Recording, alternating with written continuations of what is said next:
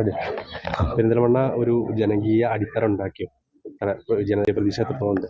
പെരിന്തൽമണ്ണയെ സംബന്ധിച്ചിടത്തോളം 5 വർഷം ഞാനിവിടെ പൂർണ്ണമായിട്ടും പ്രവർത്തിച്ച ഒരാളെന്ന നിലക്ക് 100% വിജയപ്രതീക്ഷ മാത്രമല്ല, ജനങ്ങളുടെ ഹൃദയത്തിൽ തീർച്ചയായിട്ടും സ്വാധീനം ചെലുത്താൻ ഈ 5 വർഷത്തെ പ്രവർത്തനങ്ങൾക്ക് കഴിഞ്ഞിട്ടുണ്ട്. ആ പ്രവർത്തനങ്ങൾ ഓരോന്നും എടുത്ത് വളരെ സാധാരണക്കാരായ ആളുകളുടെ ജീവിതവുമായി ബന്ധപ്പെട്ട കാര്യങ്ങളാണ്.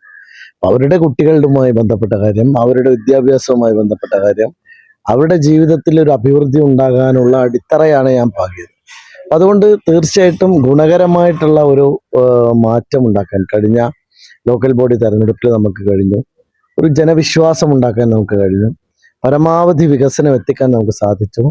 പുതിയ പ്രോജക്റ്റുകൾ പലതും തുടങ്ങാൻ കഴിഞ്ഞു. അങ്ങനെ വളരെ സംതൃപ്തമായ ഒരു 5 വർഷത്തെ റെക്കോർഡുമായിട്ടാണ് ഞാൻ ജനങ്ങളെ അഭിസംബോധന ചെയ്യുന്നത്. അതുകൊണ്ട് എനിക്ക് യാതൊരു തരത്തിലുള്ള ആശങ്കയോ അല്ലെങ്കിൽ പ്രയാസമോ ഇല്ല.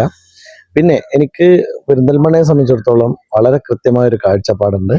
ആ കാഴ്ചപ്പാടിന് അനുസൃതമായി അടുത്തൊരു 5 വർഷം പ്രവർത്തിക്കുമെന്നാണ് എൻ്റെ വാഗ്ദാനം. പെരിന്തൽമണ്ണ ഒരു ഫ്ലെക്സ് പ്രത്യക്ഷപ്പെട്ടു. അതിന്റെ പുറകില് പിന്നെ ലീഗാണെന്ന് തന്നെ വിശ്വസിക്കുന്നു. അതല്ല, അത് എതിരാളികൾ ആ ആർക്ക് കണ്ടാലും CPM ആണെന്ന് തിരിച്ചറിയാവുന്നതല്ലല്ലോ. ഒരു കോമൺ സെൻസ് ഉള്ള ഏത് മനുഷ്യൻ. പിന്നെ അതിൻ്റെയൊക്കെ കാലം കഴിഞ്ഞു.